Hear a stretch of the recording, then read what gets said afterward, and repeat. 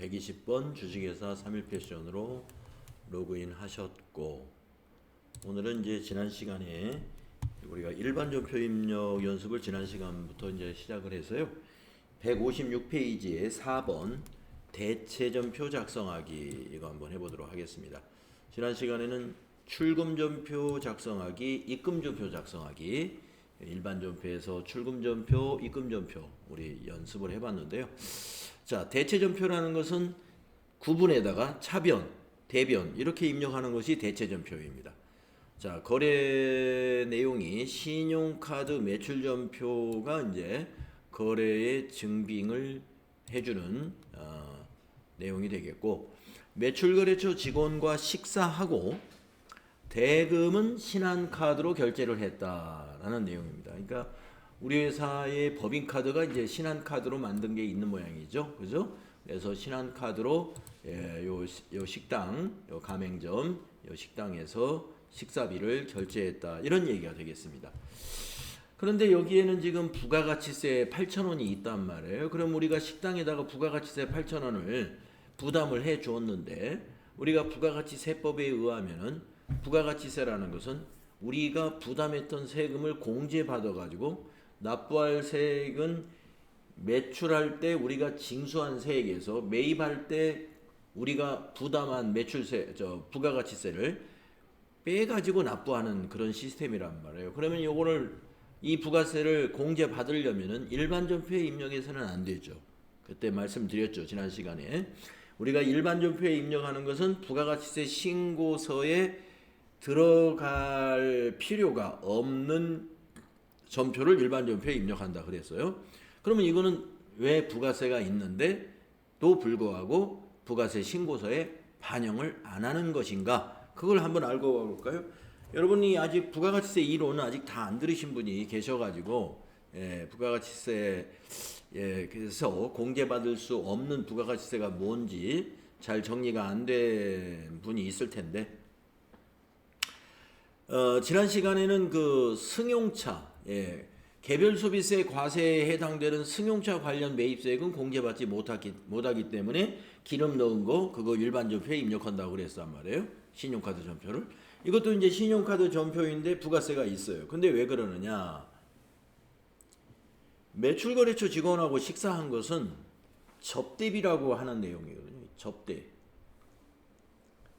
접대비 관련 매입세액은 또 공제를 못 받게 돼 있어요. 접대비 관련 매입세액은 부가가치세법에서 매입세액 공제를 안 해주는 내용입니다. 그렇기 때문에 이거를 일반 전표에 넣어야 되는 거예요. 이 전표를 일반 전표로 입력하고요. 만약에 공제받을 수 있는 건이다 그러면은 그건 나중에 여러분이 이제 배울 그 매입 매출 전표라는 곳에 입력을 해야 되는 것이죠. 자, 부가가치세법 관련한 것도 같이 점검을 해봤습니다. 왜 일반 전표에 입력하는가? 접대비 관련 매입세액이기 때문에 일반 전표에 우리 회계 처리만 하면 되는 거예요. 매입 매출 전표는 회계 처리만 하는 곳이 아니라 부가세 신고서를 같이 작성하는 역할까지 하면서 전표를 입력하는 거고, 일반 전표는 단순한 회계 처리만 하는 겁니다. 그러니까 이 건은 부가세 신고하고 관련 없는 거래건이에요. 그래서 단순한 회계 처리만 해줍니다. 자, 그러면 회계 처리가 어떻게 되느냐? 접대비, 비용이죠. 여러분, 비용 발생은 차변 요소잖아요. 그래서 접대비가 차변에 오는 겁니다. 88,000원. 그리고 대변이 뭐냐? 카드로 결제했잖아요. 우리가 카드를 쓰면 빚이 되는 거죠. 즉 채무. 채무 계정 과목 중에 미지급금이라고 하는 계정 과목이 있어요. 미지급금.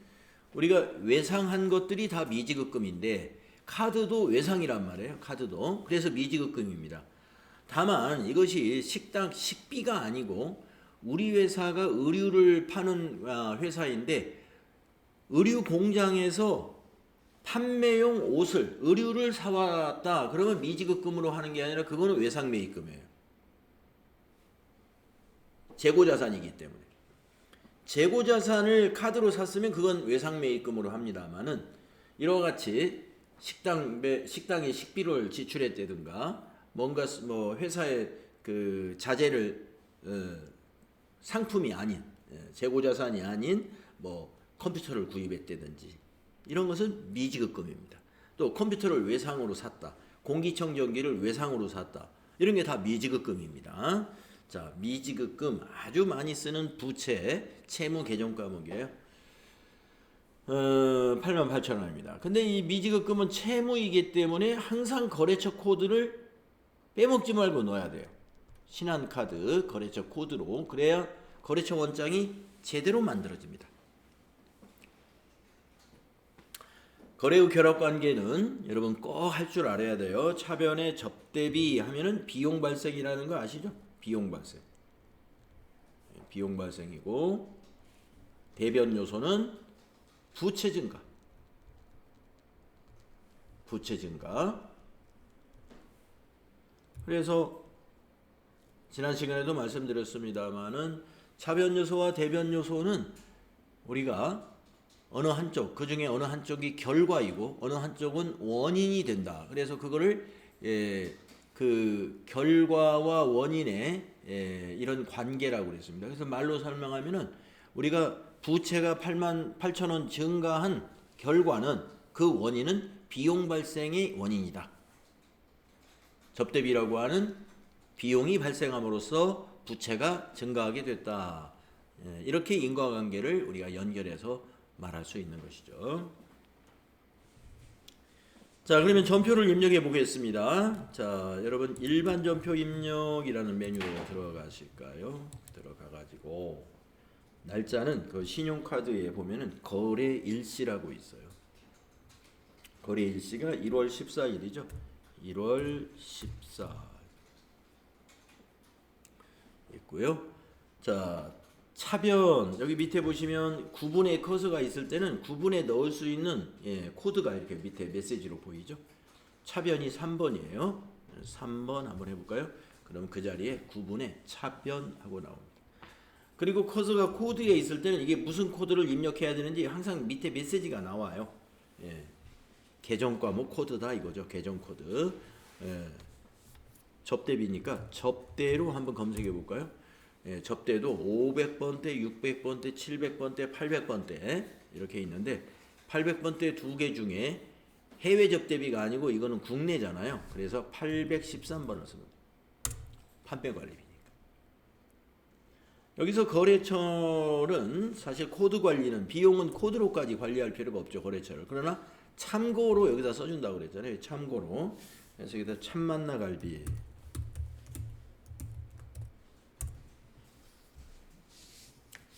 적요는 한번 밑에 여기 화살표를 누르셔가지고 여기 보이는 게 이제 대체 적요입니다.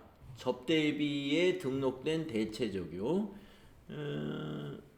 1번이 거래처 접대비 가로 열고 기업 업무 추진비 슬러시 신용카드 법인.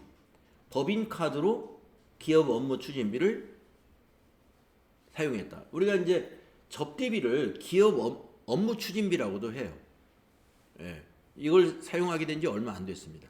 옛날에는 그냥 접대비라고 그랬습니다. 앞으로는 이제 접대비를 업무 추진비라고 할 거기 때문에 계정 과목이 이렇게 지금 혼용해서 쓰고 있어요. 접대비 가로 열고 기업 업무 추진비.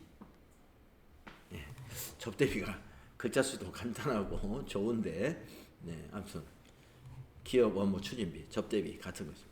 자, 적요에다 1번 넣어줄까요? 그러면 거래처 접대비 신용카드 법인.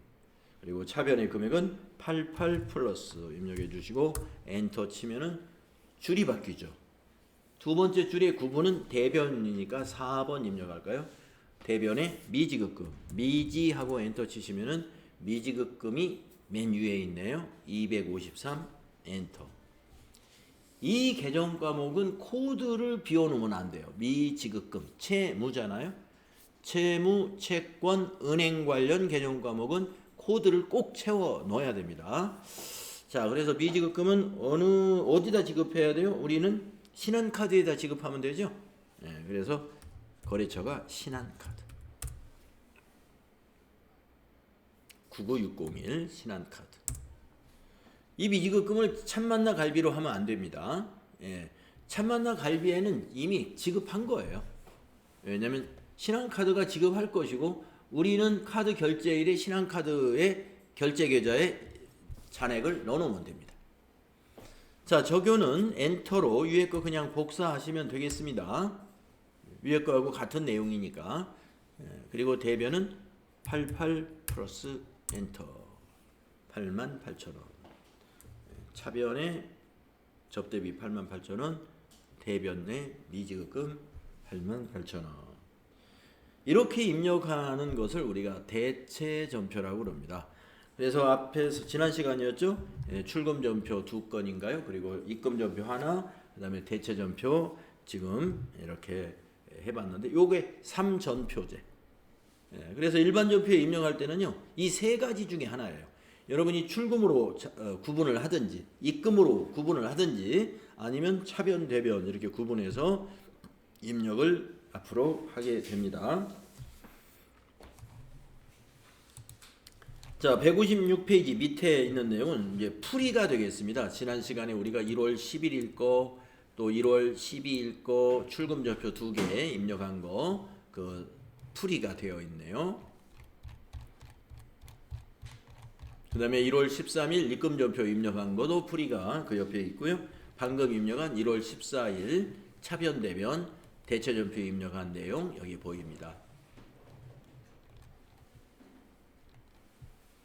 자, 우리가 일반 전표 입력에서요, 지금 책에 157페이지 하단에 있는 것처럼 이렇게 1월 거 전체 전표를 보는 요령은요, 여기에 월만 선택하고 일을 지워버리면 됩니다. 한번 우리도 그렇게 한번 보이게 한번 해보겠습니다.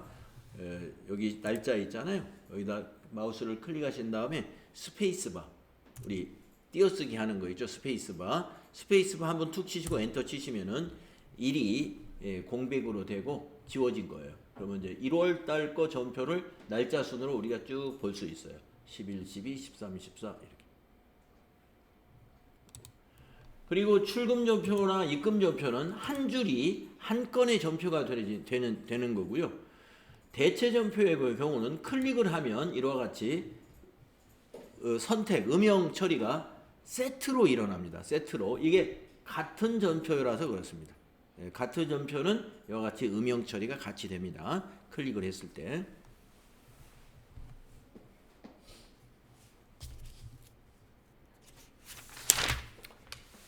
자, 158페이지로 넘어가면요, 계속해서 일반 전표 입력을 연습하는 건데요.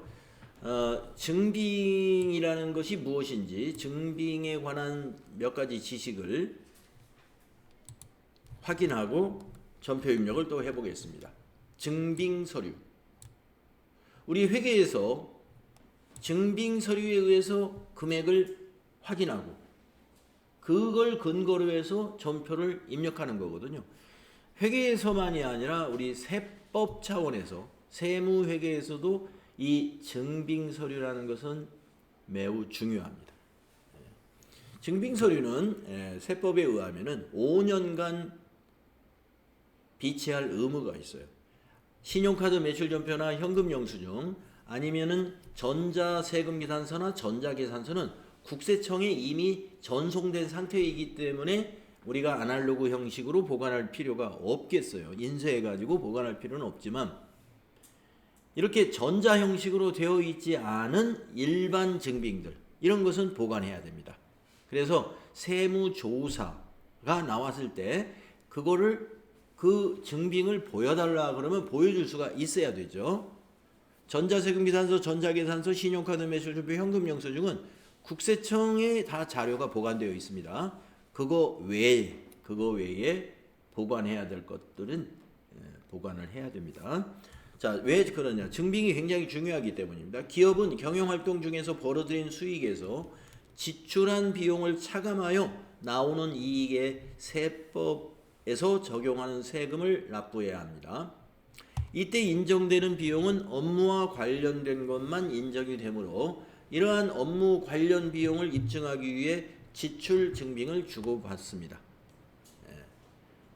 그러니까 그 증빙을 우리가 주고받는 이유는 업무 관련성을 따져보는데도 그 증빙이 필요하기 때문에 그런 것이다 이겁니다.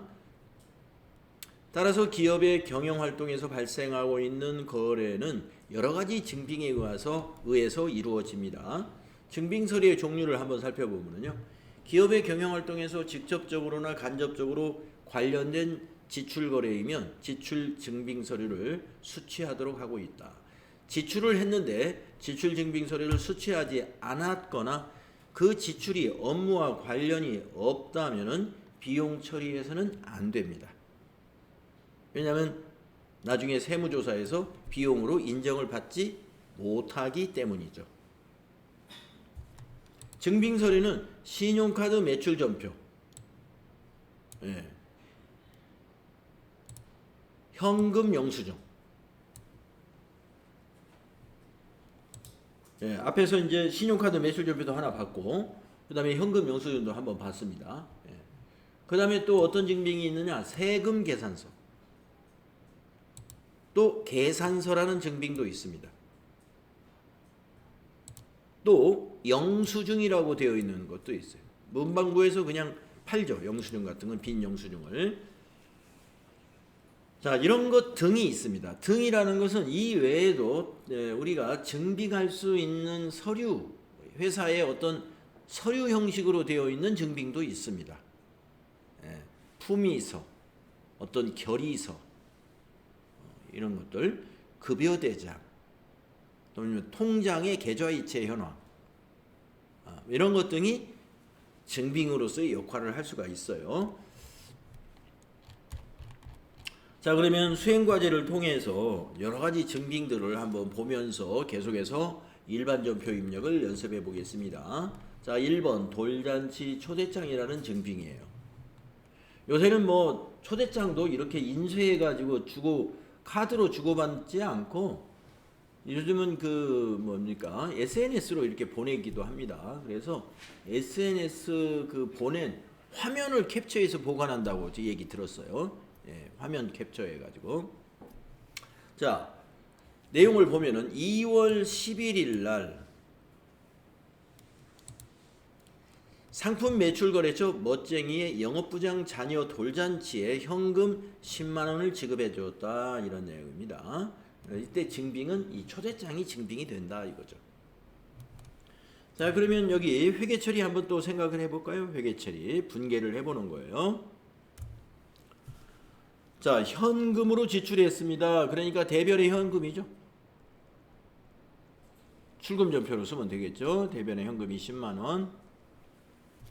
차변에 오는 것은 이게 거래처 직원 아이의 그 돌잔치에 갔단 말이에요.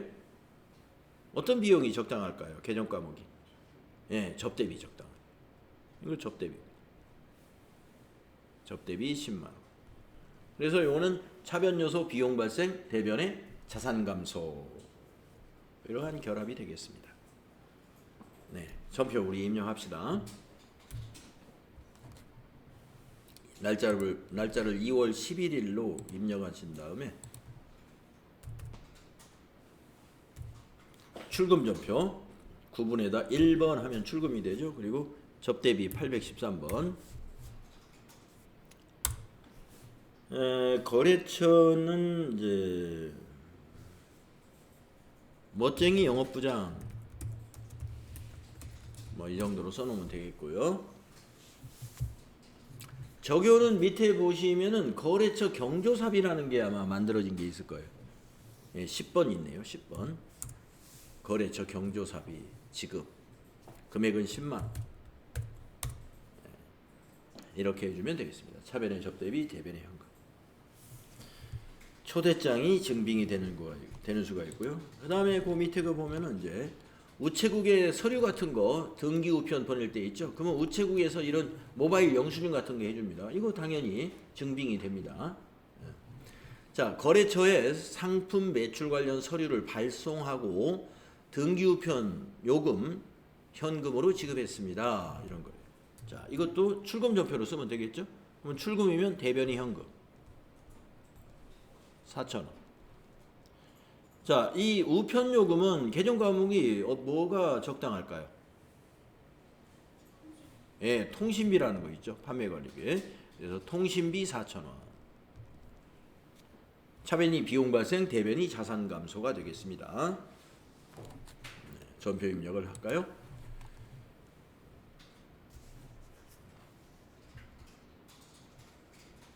(2월 15일로) 바꿔야 되겠네요. 15일로 바꾸고 출금한 다음에 통신비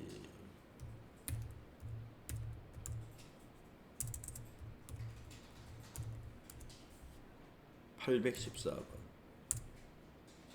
거래처는 넣을 필요 없을 것 같고요. 저거에다가 우편료네요. 2번 만들어 놓네요. 2번 4,000원. 네. 차변의 통신비, 대변의 현금, 비용 발생, 자산 감소. 자, 다음 페이지로 넘어가면 또 어떤 증빙이 있냐면은 취득세 영수증이 있습니다. 근데 제목을 보니까 토지 취득세라고 그랬어요. 토지 취득세. 자, 자료 설명을 밑에 설명을 읽어보면 매장을 신축하기 위한 토지를 구입하고 오늘 취득세를 국민은행에 현금 납부했다. 그러면 출금전표로 쓰면 되겠네요. 출금전표로. 네, 그러면 회계처리 한번 생각을 해보겠습니다. 회계처리가 어떻게 될까? 출금이니까 대변이 현금이죠. 현금이 취득세, 농어촌 특별세, 지방교육세 모두 합쳐서 요 금액이니까요. 2,450,000. 자, 차변의 개정 과목 어떻게 해야 될까요? 차변에 오는 개정 과목 잘 모르시겠죠? 이제 실수하기 좋은 개정 과목이 세금과 공과금. 자, 취득세 세금이므로 세금과 공과금이라는 판매관리비 개정 과목이 적절하지 않은가? 이렇게 오해할 수 있어요. 이거 그 잘못 판단한 거예요. 왜 그러냐면은 자, 취득세라는 것은요, 우리가 토지나 건물이나 차량 운반구 같은 이러한 자산을 취득함으로써 발생한 세금입니다. 취득할 때만 딱 발생해요. 그게 내년부터는, 그 다음부터는 취득세 없어요. 자, 그렇기 때문에 우리가 그 자산의 취득원가에 포함되는 금액이 어디까지냐 하면은 취득과 관련된 모든 비용입니다. 그래서 건물이나 토지, 차량 운반구 같으면은 취득 세금도 내야죠. 그 다음에 차량은 등록할 때 또 등록 비용도 들어가요. 그거 모두 포함합니다. 그리고 토지 건물 같은 경우는 만약에 부동산을 거쳤다 그러면 부동산의 수수료도 납부하잖아요. 그 부동산 중개 수수료까지도 취득 원가에 포함시켜야 돼요. 그러니까 취득 원가라는 말은 자산이에요. 자산. 여기 토지. 그래서 차변에 오는 건 토지입니다. 비용 처리하면 안 됩니다. 토지 245만 원. 그래서 이 거래는 차변이 비용 발생이 아니라 자산 증가, 대변의 자산 감소. 그래서 비유동 자산 증가하고 유동 자산 감소하는 그런 거래가 되겠습니다. 잘 기억하세요. 취득세는 비용이 아니라 자산이다 하는 것을 잘 기억해 두시기 바랍니다. 자, 그러면 전표를 입력하시죠. 2월 20일이죠. 2월 20일 날짜 고치고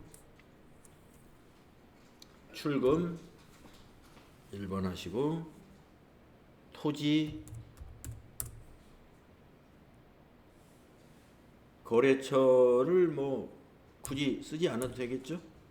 예. 적요는 2번 적용 만들어 놨네요. 토지 취득세 현금 지급. 금액은 2450 플러스가 되겠습니다. 2450 플러스.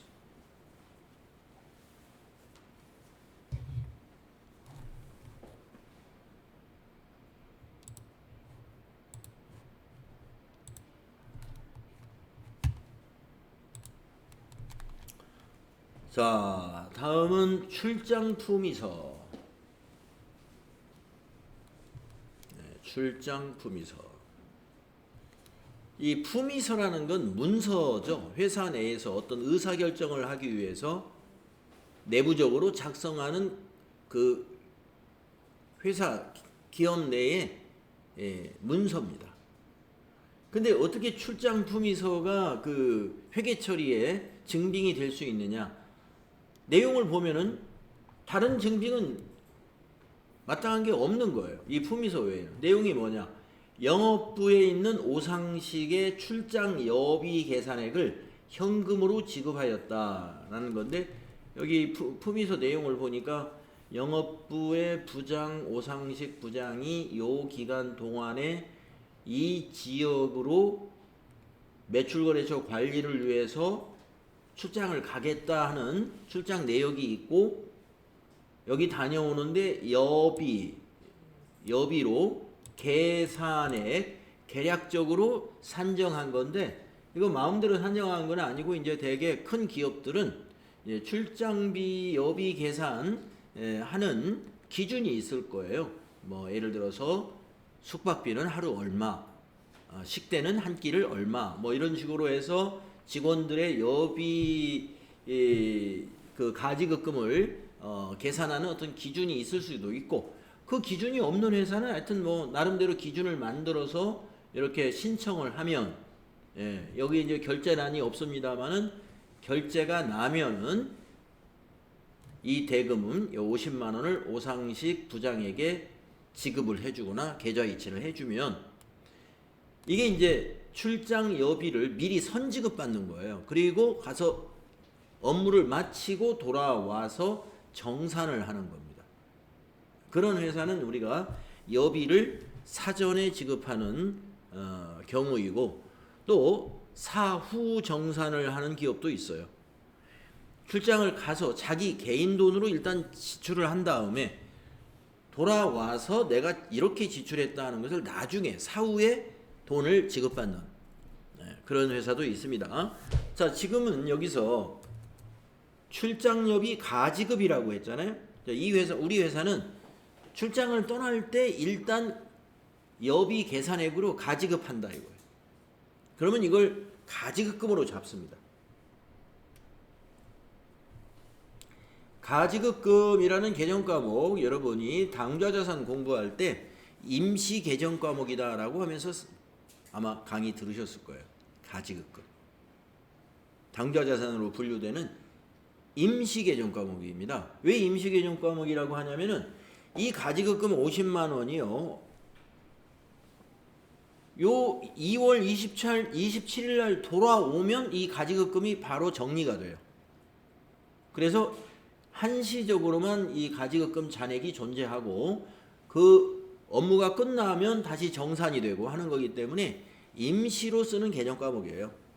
그래서 결산서, 재무상태표에는 가지급금이 나타나 있지 않습니다.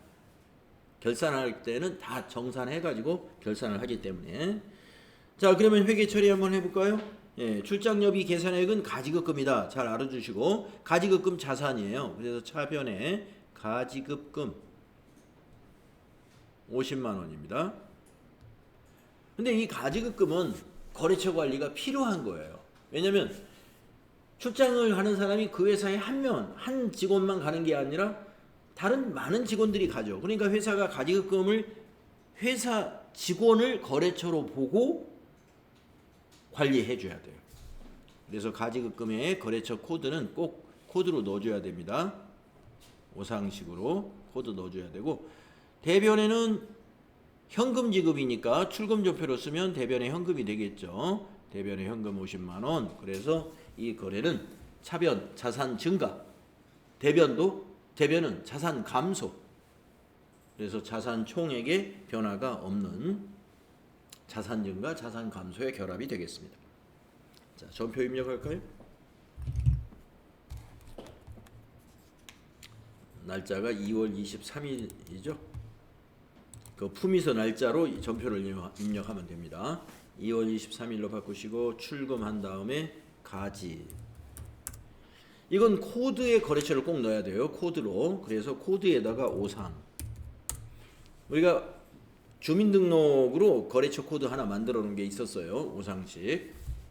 자, 적용은 밑에 보시면 업무 가지급금 지급이라는 거 만들어 놓은 게 있네요. 2번. 업무 가지급금 지급. 금액은 50만. 밑에 분계 보시면 차변이 가지급금, 대변이 현금. 이렇게 되겠습니다. 그래서 회사 내에서 작성하는 품위서가 이런 경우는 여기에 증빙이 된다. 그 다음 5번에 보면은 급여대장이라는 게 있어요. 2월 급여대장, 급여 지급대장이라고 되어 있네요. 우리가 급여를 지급하면은 회계 처리해야 되잖아요. 그때 그 급여를 회계 처리하는 그 근거가 되는 증빙은 뭐냐? 지급대장하고 계좌이체한 거래 내역입니다. 이 두 가지가 증명을 해주는 거예요. 그래서 우리 회사 급여 지급일은 매월 25일인 모양이에요. 여기 2월 25일 날 2월 급여가 출금된 것을 확인할 수가 있는데, 자, 내용을 보면 직원의 급여를 신한은행 보통예금계좌에서 이체해서 지급했다. 그렇다고 해서 요 지급한 거 요거 이것만 회계 처리하는 게 아닙니다. 자, 왜 급여대장에서 이거 자료를 보여주겠어요? 여기 회계 처리해야 될 금액은 이것하고 이것하고 그리고 이것하고 세 가지를 해줘야 돼요. 자, 그래서 우선 여기 700만 원이 뭐냐면 급여 항목에 있는 지급액 계좌 않습니까? 이게 이제 비용으로 회사에서 비용 처리해야 되는, 우리가 이제 판매 회사니까 판매관리비에 급여로 판매관리비로 반영할 금액은 700만 원입니다. 두 사람의 지급액의 계. 그런데 우리가 급여 지급액이라고 되어 있는 기본급여, 그 다음에 각종 수당, 이거를 다 지급하는 게 아니라 소득세, 지방소득세, 또 국민연금 본인부담금, 건강보험료 본인부담액, 장기요양보험료 본인부담액, 고용보험료 본인부담액, 이런 항목이 공제가 돼요. 그걸 우리가 원천징수한다고 그러잖아요. 원천징수. 세금을 지급하는 자가 아니죠. 소득을 지급하는 자가 세금을 징수하는 제도를 원천징수라고 그래요. 이게 지금 공제의 계가 바로 원천징수한 금액의 계입니다. 이거를 뭘로 처리하느냐면요, 예수금이라는 개정 과목이 있는데 부채 개정 과목이에요. 예수금.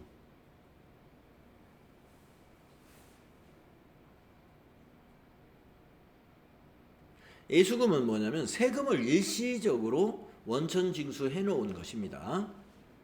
일시적으로 우리가 받아놓은 것이지 이거 우리의 수익금이 아니에요. 그래서 부채로 보는 겁니다. 왜? 이거는 우리 통장에 지금 83만 8,250원을 아직 우리 회사 통장에 넣어놔 아직 지급하지 않은 상태지만, 저 돈은 다음 달 10일 날 소득세는 세무서에, 지방소득세는 지방자치단체에, 연금관리공단, 건강보험관리공단에, 또 복지 고용보험 관련된 공단에 다 입금을 해줘야 돼요.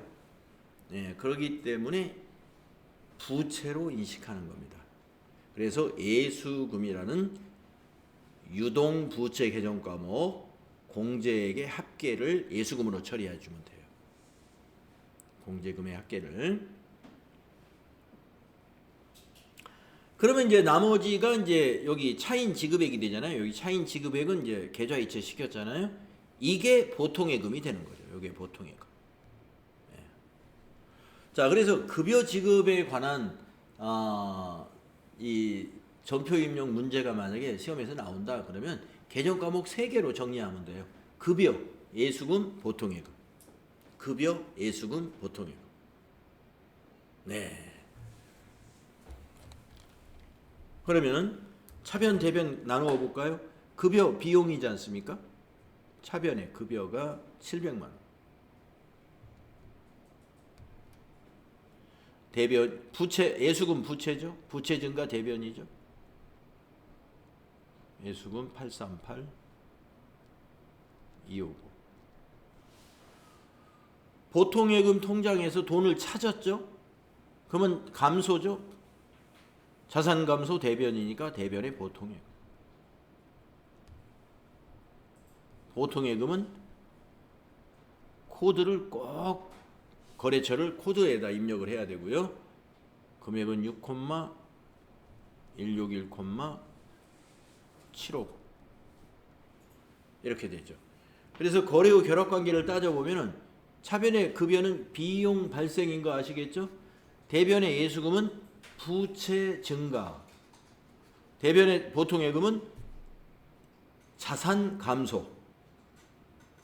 이와 같이 우리가 앞에서는 간단한 분계여가지고 차변 항목 하나, 대변 항목 하나씩 이렇게 성립이 됐었는데, 지금은 이제 차변 항목 급여 하나에 대변 항목이 예수금과 보통예금 1대2로 관계가 거래가 성립이 되죠. 이렇게 될 수도 있다 이겁니다. 그러나 대차 평균의 원리라는 건 뭐죠? 회계 처리를 할 때마다 차변과 대변의 합계는 항상 동일해야 되고, 항상 무엇가 성립이 돼야 돼요? 재무상태표 등식이 항상 성립이 돼야 돼요. 자산은 부채 더하기 자본이다. 이것이 항상 성립이 되는 겁니다. 그럼 한번 이걸 대입을 한번 해볼까요? 여기서 자산 증가액이 얼마인지 한번 보겠습니다. 없네요. 자산이 마이너스 됐어요. 자, 자산에다가 마이너스 6161 750 이걸 써보겠습니다. 그러면 부채와 자본도 마이너스 161 750이 나오는 거예요. 부채나 자본도. 자, 여기서 부채는 예수금이 이만큼 발생했죠? 네, 예수금은 838 250 증가했습니다. 마이너스가 아니라 증가했어요. 그럼 플러스 자본이 마이너스가 났겠죠? 그래야 마이너스 161 750이 되니까 자본이 마이너스가 났겠죠. 어디가 자본이에요? 아무리 봐도 자본이 없는 것 같습니다만은, 여러분 급여가 뭐냐면 이게 비용이잖아요. 급여가 비용.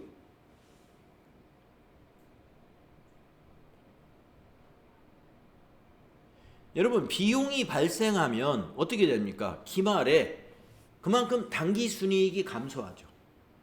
비용 발생한 것만큼 당기순이익은 감소하게 되죠. 당기순이익이 감소하면 당기순이익이 나중에 미처분 이익잉여금이라는 개정 과목으로 기말 자본에 포함이 되는 건데, 비용 발생한 것만큼 이익이 줄었단 말이에요. 그래서 700만 원이 자본이 감소하게 되는 거예요. 비용만큼. 그래서 마이너스 700만 원. 자, 요 마이너스 700만 원하고 플러스 838250을 더하면은 이게 나와요. 6,161 마이너스. 네, 그래서 우리가 이 등식, 우리 그 재무상태표 등식이라든가 이런 것이 모든 거래에 착착 맞아 들어가는 겁니다. 항상 일치하는 거예요. 그러니까 우리가 그 거래의 8요소라고 하는 그 결합관계 항상 지켜지는 거고, 또 두 번째로 대차 평균의 원리, 차변과 대변의 합계는 항상 같다. 대차 평균의 원리가 모든 회계 처리에 건건이 항상 반영이 똑같이 되는 거고, 또 하나 재무상태표 등식. 재무상태표가 어느 날 갑자기 한꺼번에 만들어지는 게 아니라 모든 건건의 이러한 회계 처리, 이 한 건 한 건의 회계 처리가 다 재무상태표하고 관련이 있는 거예요. 그래서 그럼 이 한 건의 거래를 우리가 자산은 부채 더하기 자본에 한번 대입시켜 본 겁니다. 그 원리에 맞았는지. 딱 맞죠.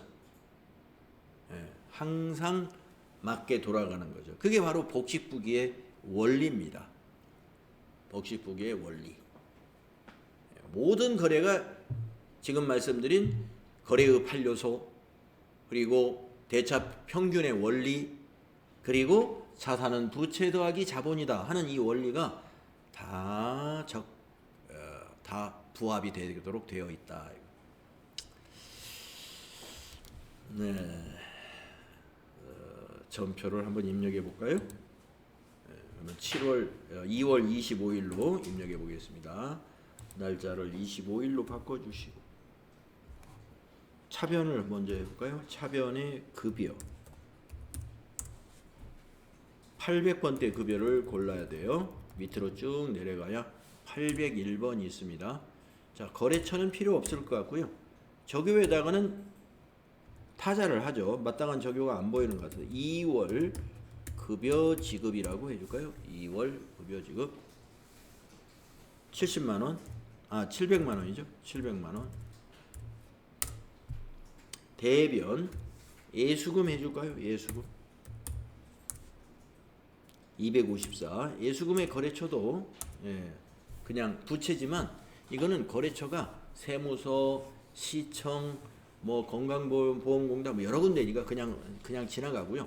적요에서는 이제 만들어 놓은 걸 쓸 만한 게 있어요. 뭐가 있냐면은 급여 지급 시 근로소득세 등을 예수했다. 4번 괜찮죠?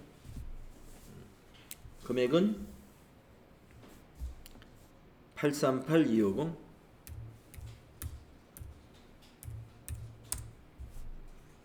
또 대변 103번 보통예금이죠. 계정가공이 103번 보통예금. 이거는 거래처를 코드에다 넣어야 돼요. 보통예금. 은행 관련 계정가공이. 그래서 신한은행 코드에다가 신한은행을 넣으세요. 98002. 적요는 2월 급여 지급이라고 타자해야 되겠네요. 2월 급여 지급. 금액은 6161750이죠. 6161750. 그렇습니다. 이렇게 세 줄로 입력한 내용, 이 대체 전표가 한 건의 전표가 되는 것입니다.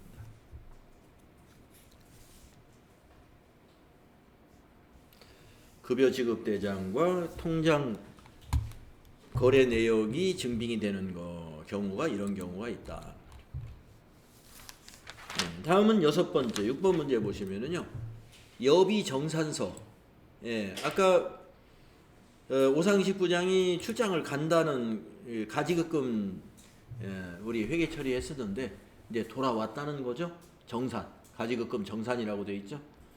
네. 자, 똑같은 사람이고요. 여기 밑에 보니까 지출 내역이 정산서에 보입니다. 숙박비로 30만원, 교통비로 25만원 이런 내역이 있습니다. 물론 이제 이 내용만 정산서에 금액만 쓰는 게 아니라 만약에 실제로 이제 회사에서 한다 그러면 여기에 증빙을 이게 A4 사이즈로 양식이 돼 있겠죠. 그럼 밑에다 붙인다든가 뒤에다가 붙인다든가 아마 증빙도 같이 첨부할 거예요. 자, 일단은 증빙은 여기서는 그림으로 안 보여주고 숫자만 보여줍니다. 그러면 55만원을 숙박비와 교통비로 썼어요. 숙박비, 교통비는 모두 여비교통비 내용입니다. 여비교통비라는 계정과. 그러면 이제 여비교통비가 비용이죠. 차변의 여비교통비 비용 처리하는 거예요. 55만원. 대변은 이제 가지급금을 정리해야 되잖아요.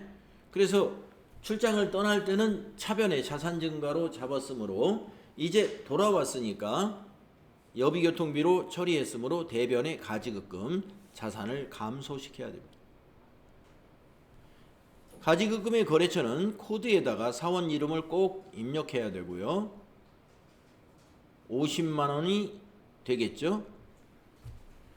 그러면 나머지 5만원은 어떻게 했을까요? 오상식 부장의 개인 돈으로 사용했겠죠. 그래서 밑에 설명을 읽어보면은 출장을 마친 오상식 부장의 여비 정산 내역을 받고 차액을 현금으로 추가 지급하였다. 이렇게 되지 않습니까? 추가 지급했으니까 현금이 대변이 가는 거죠. 현금이 대변입니다. 그래서 차변 요소는 비용 발생 55만 원이고요. 대변 요소는 가지급금도 자산이고 현금도 자산이니까 두 개 다 자산 감소 55만 원이 되겠습니다. 자, 입력할까요?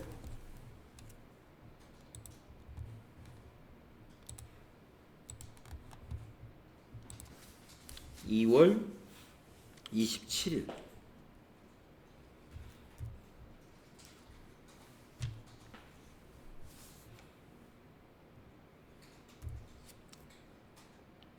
차변이 여비교통비 812번 써야 되고요. 거래처는 비율 넣을 필요 없을 것 같고 적요는 1번 적요 적당하죠.